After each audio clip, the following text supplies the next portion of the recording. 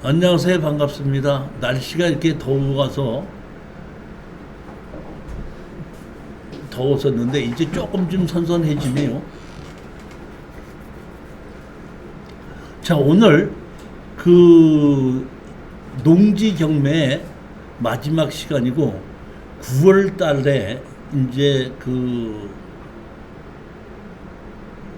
는 토지 아니죠. 이제 그러니까 이번에 농지다 보니까 농지 끝나고 나면은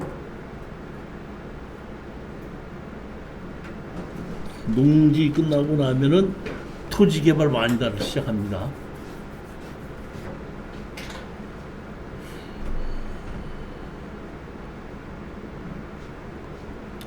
자, 2012년 51867 이게 2013, 15년도에 저희들이 낙찰 받은 건데 여기 지목이 전입니다.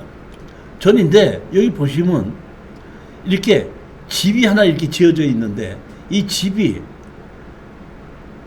무허가 건물이더라고요. 근데 제가 이거를 가지고 등기부등본을 띄워봤더니 여기 봤더니 누군지 모르게 1997년도에 경매로 낙찰을 받았잖아요. 낙찰을 받은 사람이 이 사람이. 그러길래 제가 이거는 항공사진으로 봤을 때 1973년도 1월 1일 이전서부터 집이 있었겠구나 해가지고 낙찰 받으면은 우리도 이거를 그 농지 취득 자격증을 띨 수 있겠구나 이런 생각을 한 거예요. 보면은 제가 여기 용인시청이고 포구읍은 제가 잘 알아요. 여기 전부 다 공장이에요. 공장이고 여기 공장 가격은 무조건 대지 공장 가격은 120만 원에서 150만 원 정도 가는 거기 때문에 우리 동네도 가깝기 때문에 아주 잘 알았는데 이게 500평인데 5억 4,700에 시작했다면 약 100만 원에서 조금 넘은 가격으로 돼갖고 지금 2억 6,800이면 거의 50여만 원에서 60여만 원 정도까지 떨어진 거 아니에요. 그러니까 이거는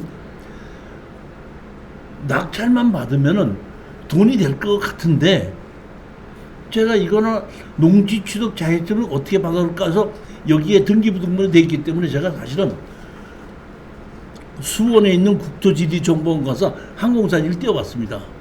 띄워봤더니 1988년도에 집이 져져 있더라고요. 73년도가 아니더라고.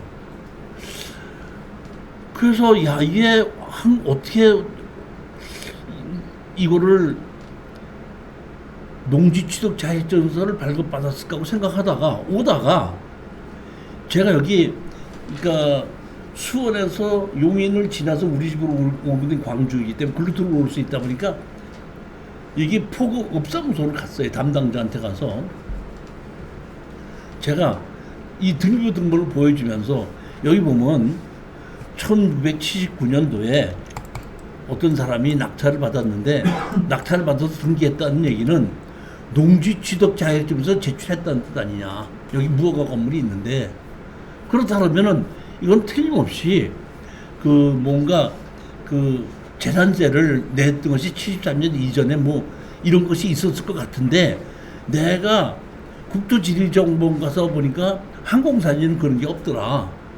그럼 혹시 그런 게 있을 것 같은데 한번 좀 재산세를 내는 거나 이런 걸 다루는 걸 조사해 봐 줄 수 있습니까? 그랬더니 잠깐만 기다리세요. 그런데 여기에 농지청 담당자가 참 친절했어 나한테. 잠깐만 기다려보세요. 그러다가 젊으신 분인데 이렇게 해서 한 4, 5분 있다 보더니 그런 거 없습니다.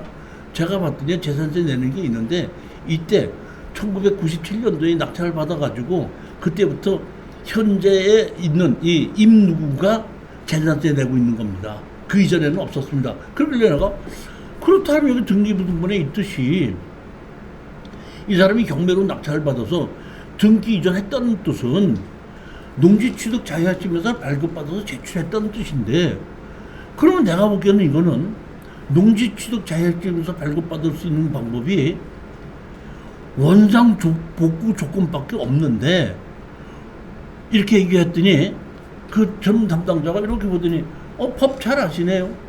원상복구 조건으로 가능합니다 그러더라고요.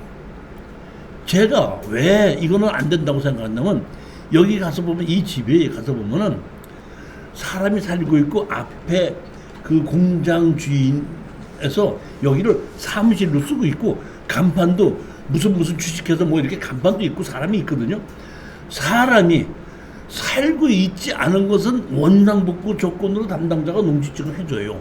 그런데 사람이 살고 있을 때는 원상복구 어떻게 하느냐? 건물 철거할 수 없는데 어떻게 하느냐? 원상복구 조건을 안 해주는데 내가 현장 가서 봤을 때는 사람이 살고 있기 때문에 원상복구 조건으로 담당자가 안 해줄 거라고 생각했고 등기부 등본을 보니까 경매로 낙찰 받았다는 얘기는 농지증을 발급받아 제출했다는 것이 있기 때문에 조사를 한 건데 담당자한테 그렇게 얘기했더니 담당자가 잘하시네요. 원상복구 조건으로 농지증 해드릴 수 있습니다. 즉 이 얘기는 담당자의 주관에 의해서 사람이 살고 있어도 원상복구 시킨다는 작건에 의해서 농지증을 해줄 수 있는 권한은 담당자의 주관에 따라서 달라지더라 이런 얘기예요. 그러니까 내가 그러면 이거로 원상복구 조건으로 농지증 해주실 수 있습니까? 했더니 예 염려하지 마십시오. 그러니까 내가 그 얘기를 듣고 나오면서 이 포고법 사무소에서 주차장에서 시동 걸면서 이거는 낙찰받으면 돈이 되겠는데 자 여기 보면 뭐가 있죠? 아까 등기부 등본에 여기 보면 소유자가 임누구가 있다 그랬죠. 근데 담당자가 뭐라고 얘기했죠? 재산세 내고 있는데 임누가 내고 있다 그랬죠. 그러니까 이거는 땅 주인과 건물 주인이 같았기 때문에 법정사건이 인정이 되는 겁니다. 우리가 부동산을 투자하는데 홍사장님 네. 법정사건이 있는 게 좋아요, 없는 게 좋아요? 이때는 싼 거죠. 그렇죠. 바로 그겁니다. 그러니까 법정사건이 있으면은 다른 사람들이 일반적으로 조금 더 기피를 해요. 그러니까 법정사건이 없으면 낙찰 입찰을 가능히 5명이라 그러면 법정사건이 있으면 2명으로 확 줄어요. 근데 제가 낙찰 받아본 결과는 법정사건이 있든지 없든지 큰 문제가 안 돼요. 실질적으로 낙찰을 받아서 처리해보면은.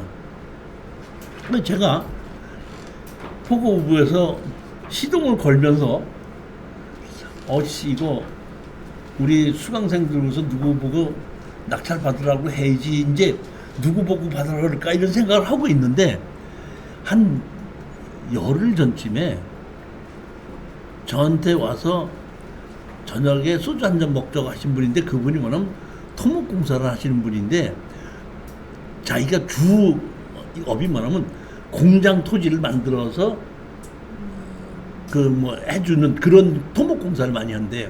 근데 자기 동업자가 어디 이면을 사서 공장으로 우리 토목공사 만들어 가지고 팔자 그러더래. 근데 그때 그분이 뭐라고 하냐면 그걸 왜 일반 매매로 사? 경매로 나오면 있으면 사가지고 내가 공사해가지고 팔면 되기 때문에 그래서 제가 입학한 거니까 그런 공장 만들 수 있는 토지 좀 싼 거 나온 거 있으면 얘기를 해주시면 제가 좀 투자를 하겠습니다 하면서 그때 저녁 한번 먹었었는 게 한 열흘 전쯤에 그 기억이 나더라고. 내가 그분한테 전화를 했죠. 이 나오면서 원상복구 조건을 해준다 그러니까 전화를 했더니 사건 번호 가르쳐 주십시오 그러더라고. 그 사건 번호 문자를 찍어줬더니 제가 싹 다 조사해보고 이틀 안에 자기 본인이 입찰에 들어갈 건지 안 들어갈지 알려주겠다 그러더라고. 딱 이틀 있다고 드리 교수님 입찰 들어가겠습니다 그러더라고. 그러니까 여기 시세가 100만 원에서 120만 원 간다는 거는 나도 알고 있는데 전문가들이 가서 조사해보니까 그거 모르겠습니까? 금방 알겠으니까 들어가겠습니다 하더라고. 그래서 내가 얘기했죠. 여기는 핵심이 낙찰을 받고 농지 취득 자격증 명사를 발급받는 것이 문제인데 원상복구 조건으로 해주기로 했으니까 원상복구 조건으로 낙찰을 받고 원상복구 조건으로 하게끔 해라. 그랬더니 그 다음날 안 게 아니라 이렇게 보면 1등이 지금 얼마 있었죠?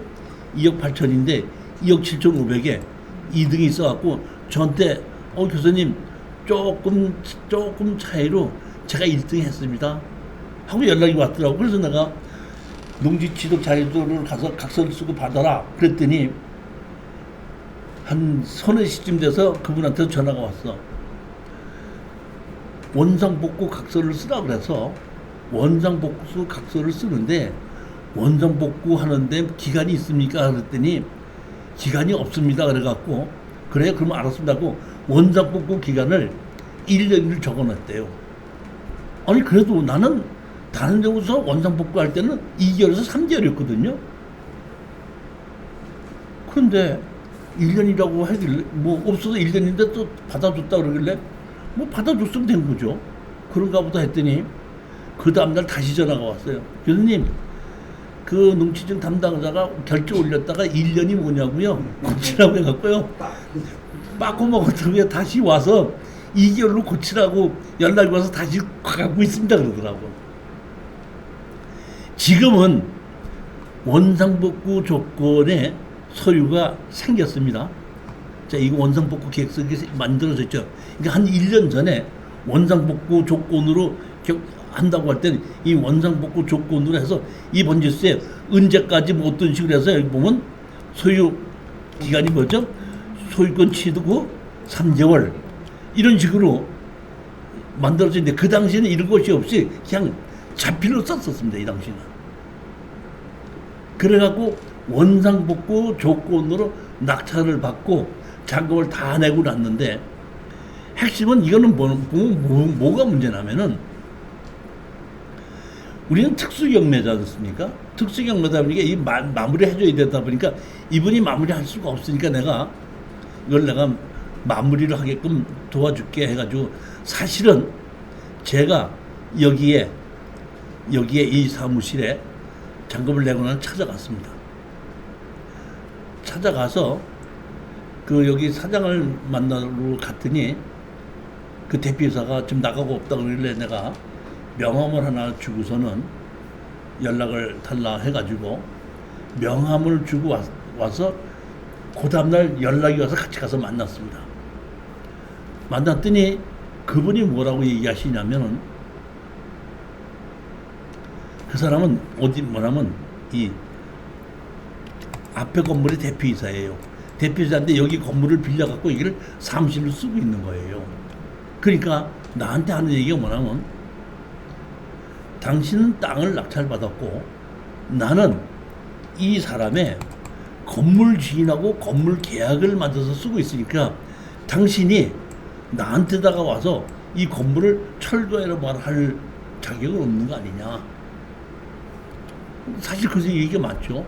그래서 내가 그렇다 그랬더니 이분이 그래서 내가 그럼 이 사람 건물 주인 전화번호를 좀 가르쳐 주십시오 그랬더니 그 자리에서 여기 아까 봤던 임누구라는 사람을 전화번호 가르쳐 주더라고. 근데 기다리고 있었나 봐. 내가 바로 전화했더니 바로 만나지. 그래갖고 그 용인 외대 앞에 커피숍에 만났습니다.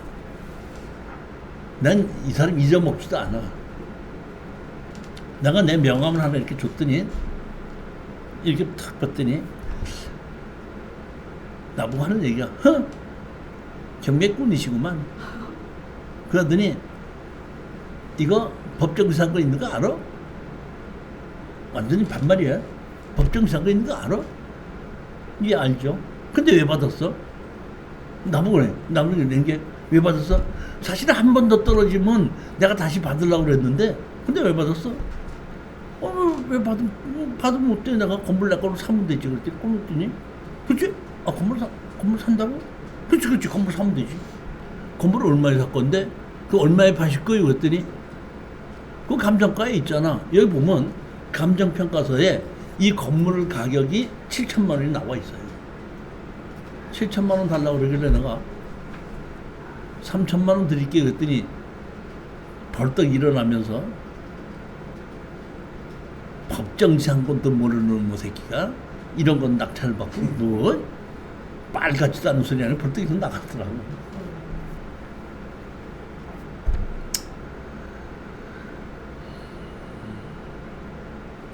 내가 할 수 없이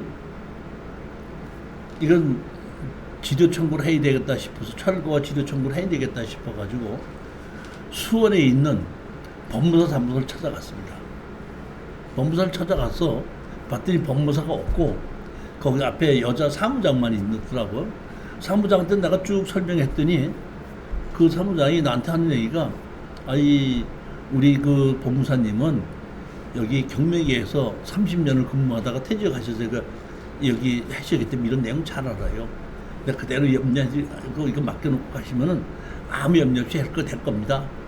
이따가 오시면 전화 드리게 하겠습니다. 그러더라고. 저녁 때 그러고서 맡겨놓고 왔더니 전화가 왔어. 아 이거 뭐 철거와 지도 소송하는데 문제가 없습니다. 그러더라고. 얼마 드리면 됩니까? 해서 100만 원만 주십시오. 그러더라고. 그 내가 우리 낙찰 받은 분한테다가 이로 전화를 해서 100만 원 입금시키십시오. 100만 원 입금시켰는데 한 일주일이 지났는데도 나한테 연락이 없어. 그래서 내가 다시 법무사한테 전화를 해서 100만 원 받았냐? 받았다. 그럼 서류 저기만 소장 넣냐? 했더니 넣었대. 넣었으면 나한테다 좀 보내달라고. 봤더니 철거 소장을 보니까 철거만 하게끔 만들어 놓고 지료는 없더라고.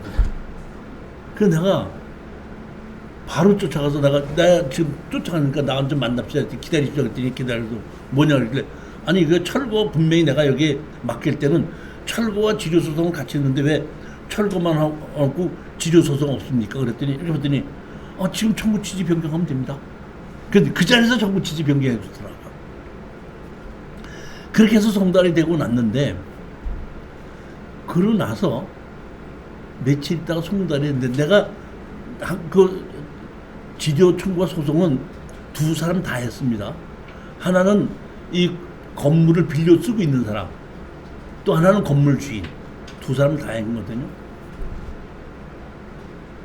며칠 있다가 이 임훈모한테서 전화가 왔어. 나한테 합니다. 아 여보세요? 받자마자 흥 소송 좋아하네. 하여튼 말본 데가 참 없어.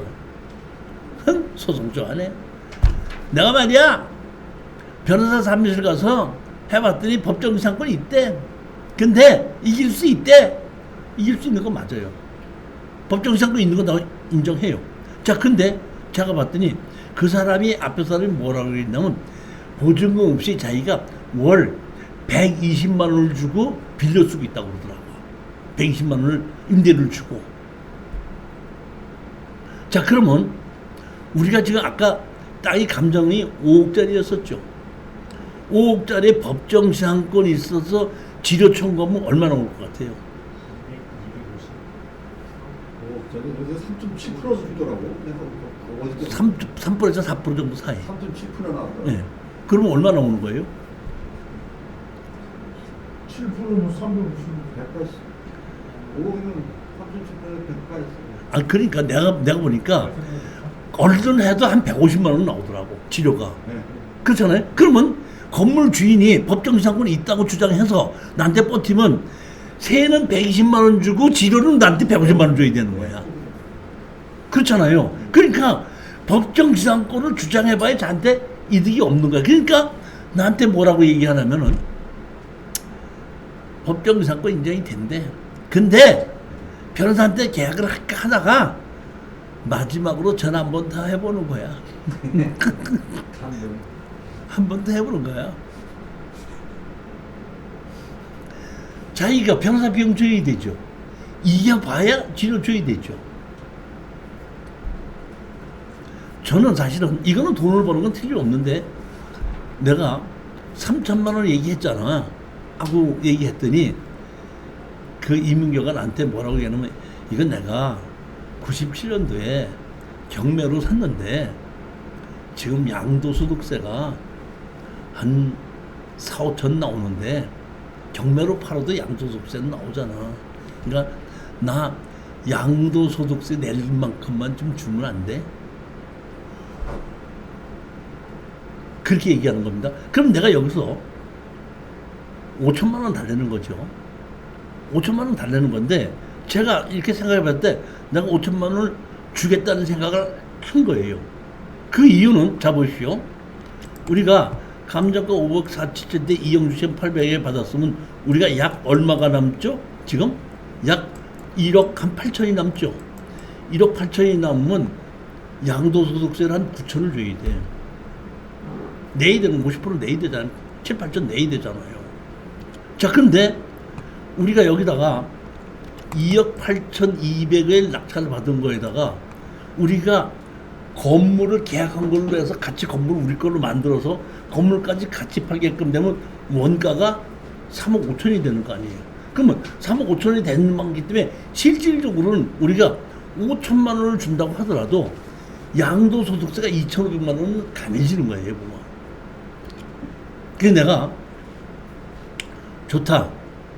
그렇다 그러면은 정식으로 건물을 계약서를 써서 넘겨받도록 하자.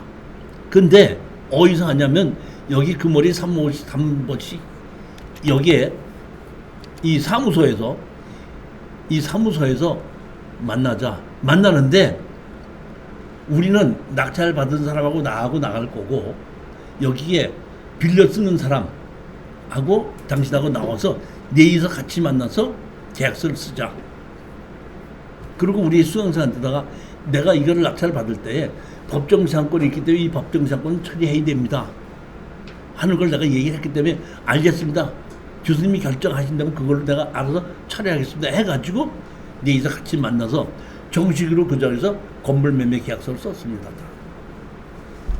쓰고 돈 5천만 원 입금시켜 주라고 그랬더니 그대로 전화를 해서 5천만 원 입금시켜 주고 조금 있다가 그 이문교라는 분은 이렇게 보더니 돈 입금됐습니다. 그러니까 오케이 가십시오 해놓고 이제 이 건물 빌려 쓰고 있는 사람이 있죠. 그 사람 놓고 자 보시다시피 건물 우리가 샀습니다.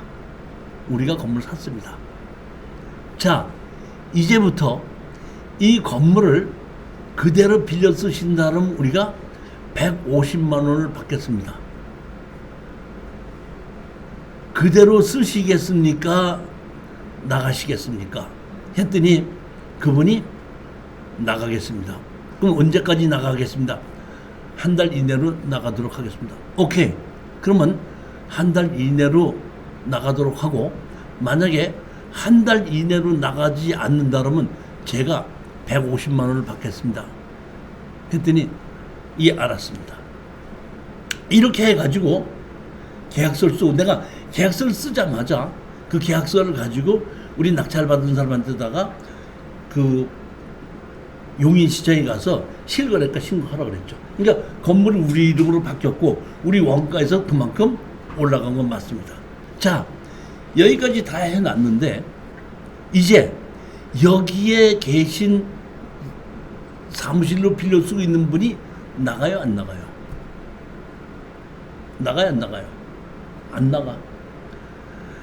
2달 지나도 나가요 안 나가? 안 나가. 3달 지나도 나가요 안 나가? 안 나갑니다. 자 근데 자 보십시오. 제가 우리가 소송을 넣었다 그랬죠. 철거 지조 소송 넣었다 그랬죠. 그 다음에 2 사람을 다 했다 그랬죠. 그러다 보니까 우리가 가서 계약서를 썼죠. 넘겨받았죠. 그러니까 이문교라는 사람하고 그 사람하고 우리가 이문교하고는 건물을 샀지만은 내가 소송 취하를 안 시킨 겁니다.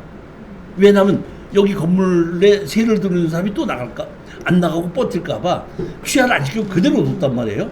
그대로 뒀더니 둘 다 불출석을 해갖고 3개월 아닌가 4개월 만에 무변론 승해서 판결이 나갔고 우리가 지조 청구를 300 얼마를 했거든. 300 얼마를 내는 걸로 그대로 판결이 났어.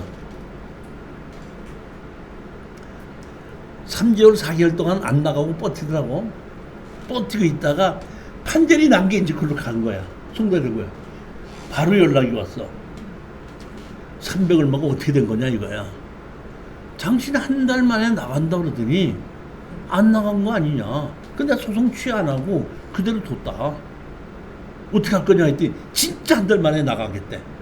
그래서 내가 만약에 당신이 한 달 만에 나간다고 하면은 약속대로 한 달 만에 나간다면 지금까지 안 나간 거에 우리가 애초에 약속한 대로 150만 원을 받고 만약에 지금 또 약속한 대로 한 달 안도 돼도 안 나가신다 그러면은 우리 판사님이 판결한 금액으로 320만 원을 신청할 테니까 알아서 하십시오 그랬더니 나가겠습니다 그랬더니 진짜로 한 열흘 있다가 가봤더니 침 옮기고 있더라고요.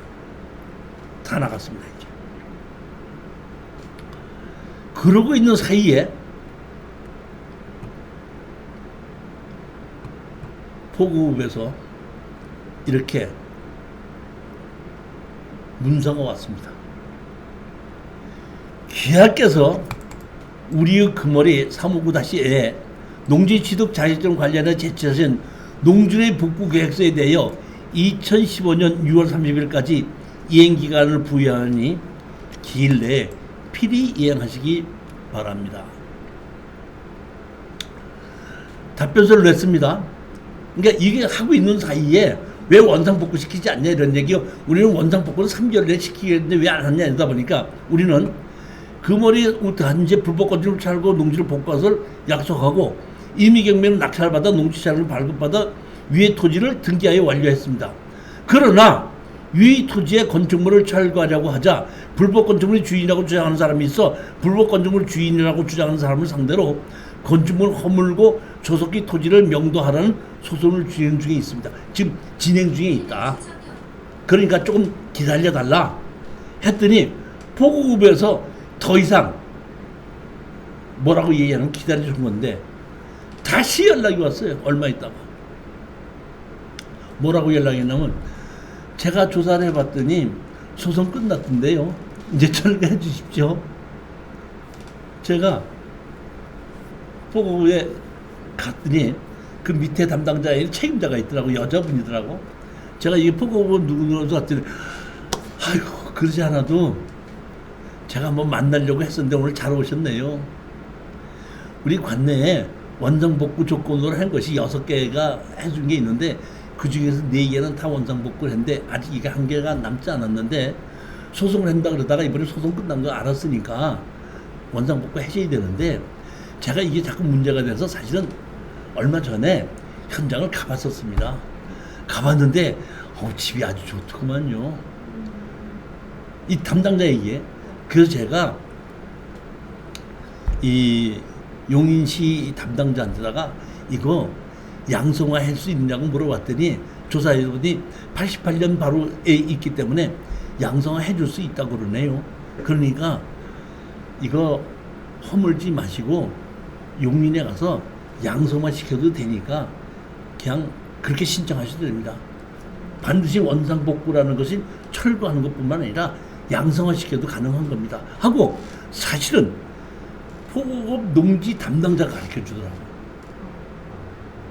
그래서 내가 이 원상복구라는 것이 건물을 철거하고 원상복구하는 것이 아니라 농지법에 어긋나지 않게만 만들면 그것이 원상복구라고 하는 것을 이 포구읍에 있는 농지 담당자가 가르쳐 줘서 알았습니다. 그래서 제가 우리 낙찰받은 담당자한테 가서 사람한테 가서 이거 원상복구 시킨다 그러는데 뭐 괜찮다는데 원상복구 시키는 돈 얼마나 들어가지? 농지 전용금 한 8천만 원 내고 뭐 하고 한 1억 정도. 그때 그분이 아이고 교수님 제가 거기다 1억을 또 드릴 뭐가 있습니까? 그러더라고. 그래서 내가 그럼 철거해야 된대. 철거하는 거 제가 내일이라도 바로 할 수 있는 게 나온답니다. 철거하겠습니다 그러더라고. 알았다. 한 일주일 있다 가봤더니 싹 철거했더라고. 철거해놓고 그 옆에 공유주한테 내놨더니 이 당시 이게 또 저기 뭐 이거 운이 좋았던 거야. 세종시까지 내려간다는 그 고속도로가 이 용인 이쪽 앞에 또 지나간다 하다 보니까 그 동네 땅값이 더 올라가다 보니까 바로 또 팔렸던 겁니다. 이게 그렇게 해서 사건이 끝났던 겁니다. 자, 그 다음 거 보시겠습니다. 여기 보면 경기도 가평군 사람의 해곡리에 지목이 전이라고 있는데 이것도 자 보십시오. 여기 보면 1억짜리가 200평인데 1억짜리가 3,500만 원까지 돼 6천까지 돼. 이 당시에는 이런 게 많았었어요. 보면 여기 보면 불법 건물이 이렇게 있습니다. 불법 건물이 있는데 왜 가격이 떨어졌냐면 여기에 불법 건물이 있는 것도 맞고 여기에 있는 이 땅이 지적상 도로가 없이 현황 도로에 접해 있습니다. 이런 걸 보고 이런 도로를 무슨 도로라 그러죠? 마을 안길, 마을 안길에 건축허가 납니다. 근데 이제 이런 걸 잘 모르기 때문에 이 당시에는 이런 불법 건축물이 있는 거를 이게 보면 1억짜리가 3,600까지 떨어진 겁니다. 이게 이제 4,600까지 떨어져서 10명이 들어가서 낙찰을 받아가지고 보게끔 되면 영농여권 분리농지다 보니까 여기는 이 관계없이 그냥 농지증을 원상복구 조건 뭐 이런 것도 없이 그냥 농지증을 해줘가지고 낙찰을 받아가지고 해준 겁니다. 그러니까 여기에 보면 뭐로 돼 있죠? 영농여권 분리농지. 그러면 영농여권 분리농지 봅시다. 도시에 직장 생활을 하는데 시골의 영농여권 분리농지를 구제해 다른 용도로 활용할 수 있는지, 농지는 원칙적으로 자기 농업 경영이거나 이용할 자가 아니면 소유할 수 없습니다. 다만 예외적으로 영농여권 분리농지로 지정된 농지에 대해서는 자기 농업 경영에 이용하지 않아도 취득할 수 있고, 취득 시에는 농업 경영 계획서를 작성하지 아니하고 농지 취득 자격증명을 신청하여 그 증명을 발급받은 후에 영농여권 분리농지 소유가 가능합니다. 제가 보면 이것도 자 우리가 농지 취득 자격증명서를 신청을 제일 먼저 내라고 하는 게 담당자가 뭐죠? 영농계획서입니다. 그러면 영농계획서를 받고 난 다음에 담당자는 농지증을 해주느냐 안 해주느냐 얘기는 영농계획서대로 농사를 지을 수 있느냐 없느냐를 보고 영농계획서대로 농사를 지을 수 없겠다고 생각할 때는 안 해주는 거고, 영농계획서대로 농사를 지을 수 있다고 해주는 건데, 여기는 영농계획서가 없어도 농사를 안 져도 영농여권 분리농지는 해준다 이런 얘기거든요. 근데 이걸 가지고 좀 이상하게 해석하시는 분이 있어요. 자기 보면 여기 보면 자기의 농업 경영에 이용하지 않는데도 된다 그랬죠. 그럼 자기의 이용에 안 한다 그러면 나는 안 하고 다른 사람이 이용해야 돼요. 네. 그러니까 그렇게 해석을 하는 담당자도 있어요. 나는 농사를 안 져도 되지만은 다른 사람을 시켜서라도 반드시 농사를 지어야 된다. 이렇게 이걸 가지고 그렇게 우기는 사람인데, 저는 그렇게 생각하지 않고 여기 뭐냐면 이게 언제 만들면 FTA 때 경쟁력이 떨어지는 농지를 무조건 농사를 지으라고 하게끔 되면 손해를 보면서 농사를 짓는 건 각오하다 보니까 그런 농지는 농사를 안 져도 된다. 그뿐만이 아니라 그 당시에 논이 예전부터 몇 년 이전서부터 논 농사를 안 지어도 법에 어긋나지 않게 법이 개정된 적이 있습니다. 이게 그런 의미에서 만들어졌다고 하는 것이지, 나는 농사를 안 져도 되고 다른 사람은 농사를 지어야 된다는 의미로 난 해석을 하지 않는데, 지금 보면 영농여권 분리농지도 농지법 대상 농지이기 때문에 농사를 지어야 된다 이렇게 하는 담당자도 있긴 있더라고요. 저는 뭐 농림축산부 담당법을 만드는 분이 답변을 준 거예요? 상임시장과 어떻게? 근데 제가 보기에는 그 답변 자체가 제가 보기에는 마땅하지 않다고 봐요. 여기 보면 2018년도 여기 보면 1616에 여기 지목이 전이죠. 전인데 여기에 보면 집이 지어져 있습니다. 집이 이렇게 지어져 있거든요. 근데 이게 뭐야? 영농여권 분리농지예요. 그래서 농지증을 해달랬더니 안 해줘가지고 매각기일 연기 신청을 해갖고 이제 원상복구 조건으로 농지증을 해줘야 된다 한 식으로 소송을 했더니 얼마가 지나다가 취하가 됐는데, 이게 뭐냐면 여기에 이 강제금액을 했죠. 얼마로 했죠? 1,700만 원 했죠. 이걸 갚아버리고 취하를 시켜갖고 이 판결을 받지는 못했습니다.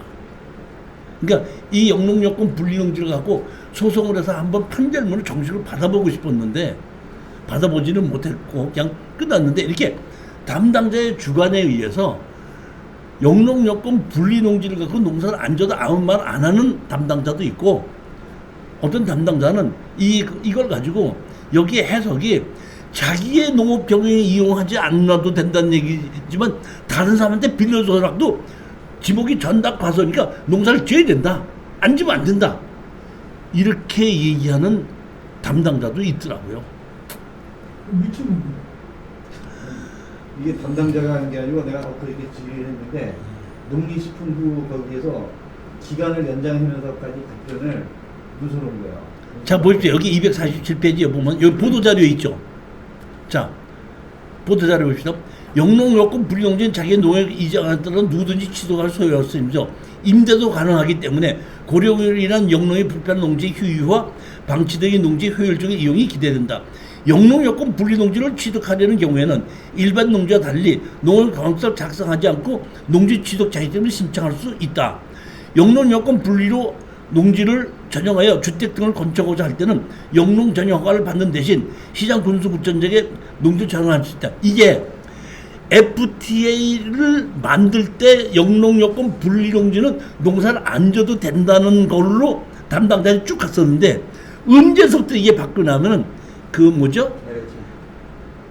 그 LA 사건에 나서 농지를 사갖고 뭐 했다는 사건부터는 다 바뀌어가면서 영농여권 분리농지도 이거를 자기에 앉아도 된다는 얘기지 남한테 빌려서라도 농사를 지어야 된다 이런 식으로 지금 바뀌어가고 있어요. 분위기 자체가.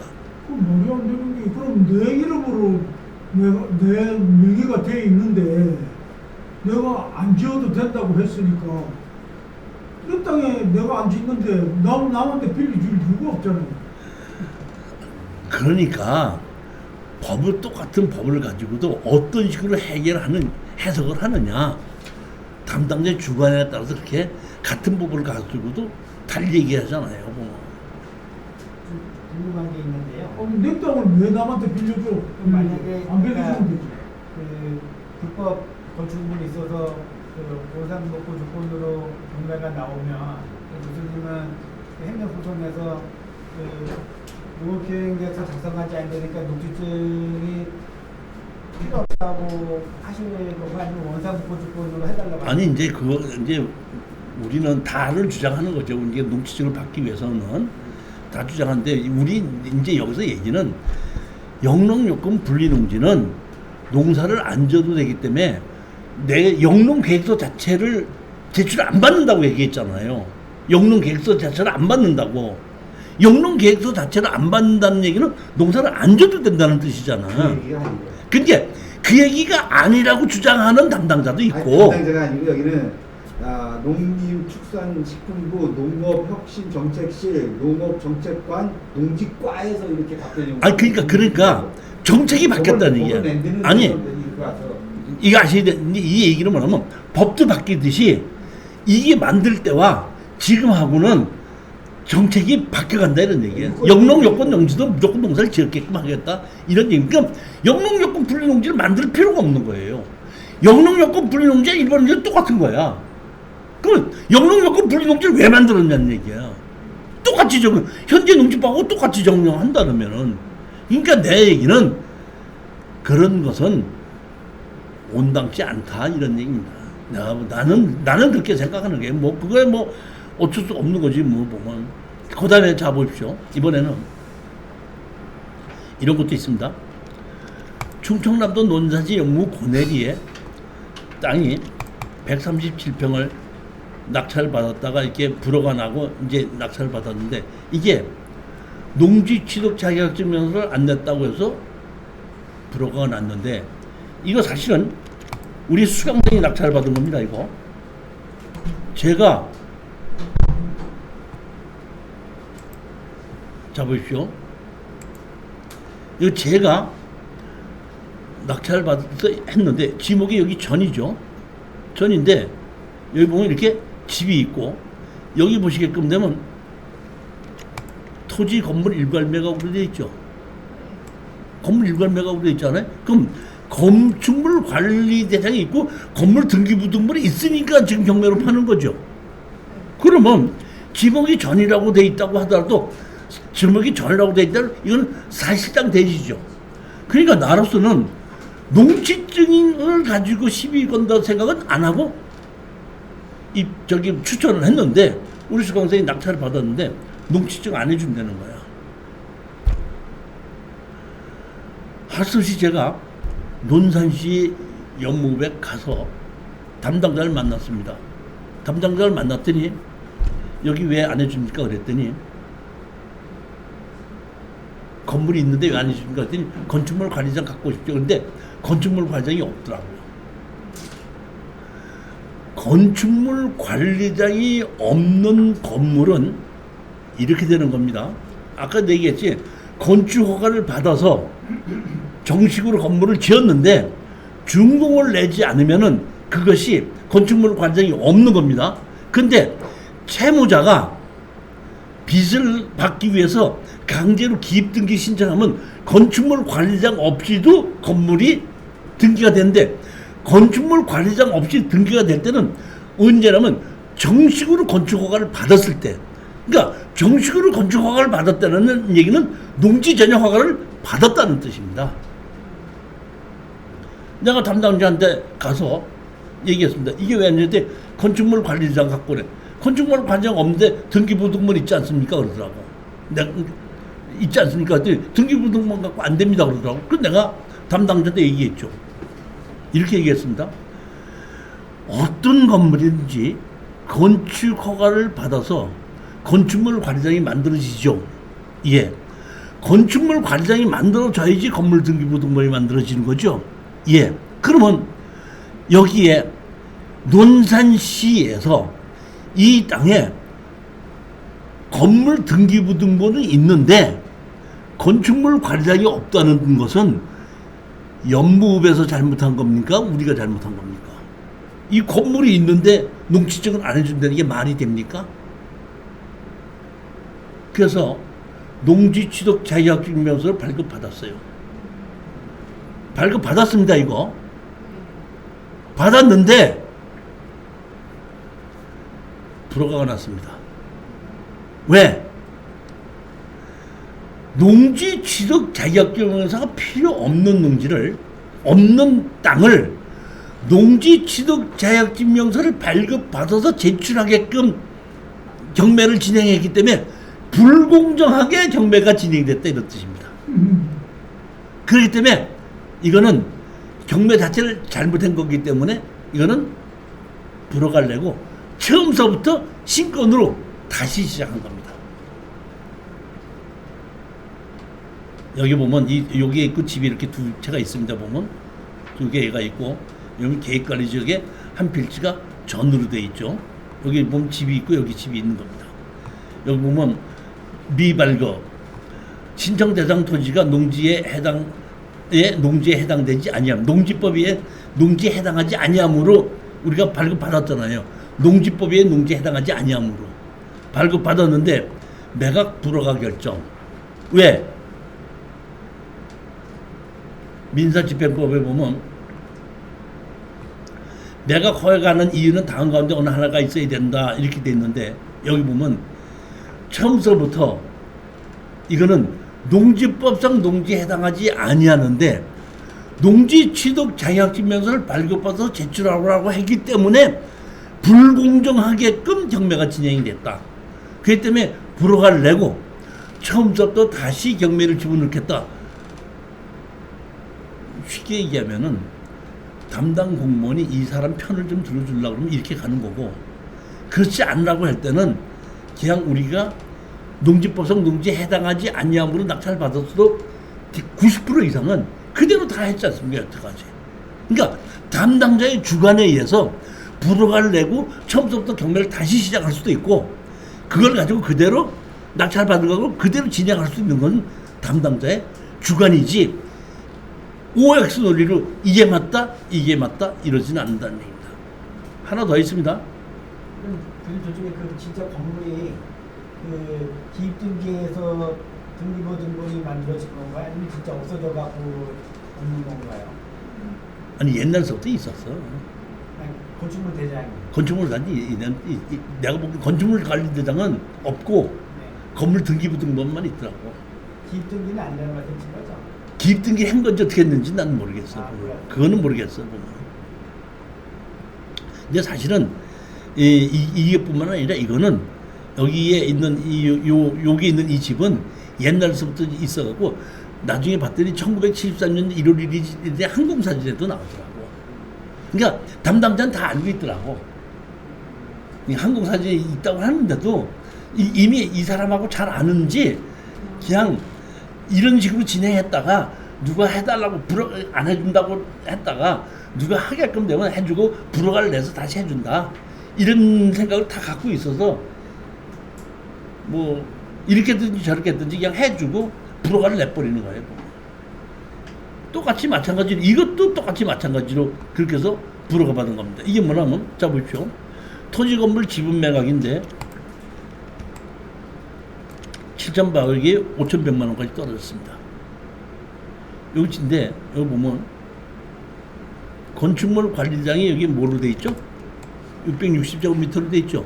다시 말하면 땅이 이렇게 넓은 땅 중에서 여기에 짓는 집 이쪽에 이 집만 농지 전용 허가를 받아서 집을 지은 겁니다.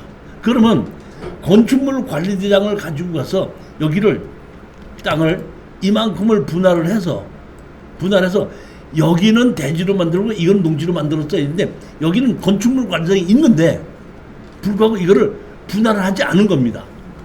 그렇기 때문에 농지청은 이걸 또 안 해준다. 건축물 관리인데 안 해준다 해서 1차로 농지 취득 자격증 안 해준다고 해가지고 다시 쫓아갔는데 담당자가 절대로 못 해준다는 겁니다.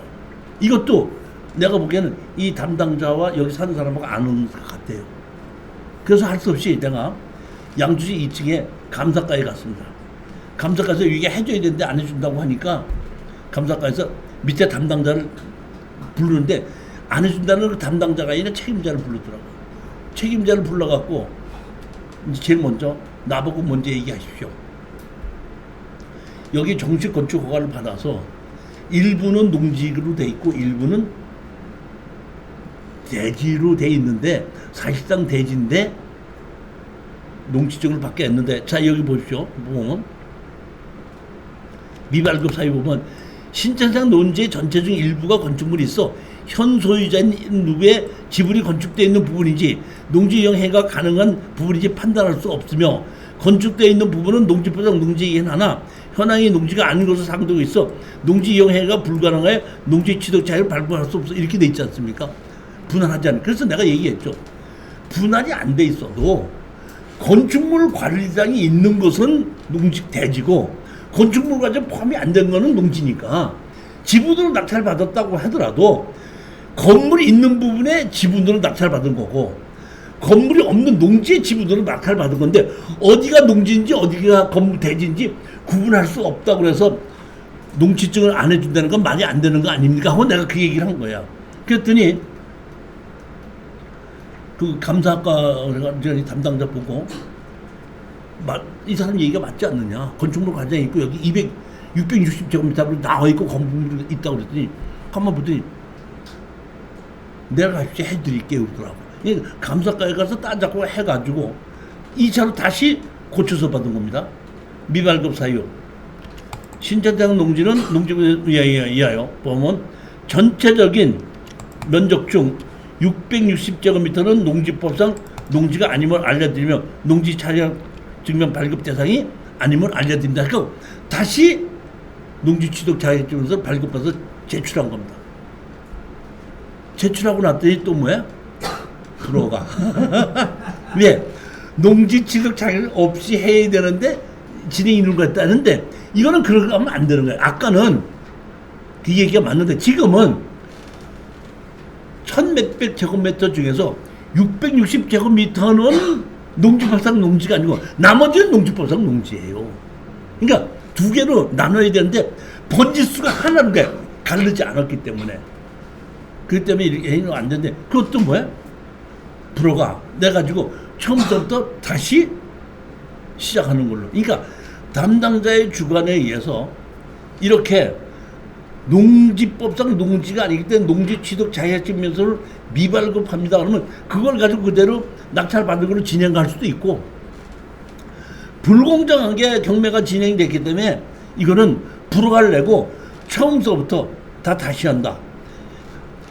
경매계에서 잘못하면 신권호에서 다시 시작이 되고 낙찰자가 잘못했을 때는 먼저 가게에서 시작하는 건데 둘 다 신권으로 새로 시작하다 보니까 여기에 살고 있던 주인들은 또 1년 동안은 또 진행동안 새로 또 진행되다 보니까 그대로 경매가 진행되지 않고 그대로 진행되는 건데 담당자의 주관에 의해서 이렇게 될 수도 있다 이런 얘기입니다. 이것이 맞다 옳다가 아니라 담당자의 주관에 의해서 다르게 적용할 수 있다. 10분만 쉬었다 하십니다. 네.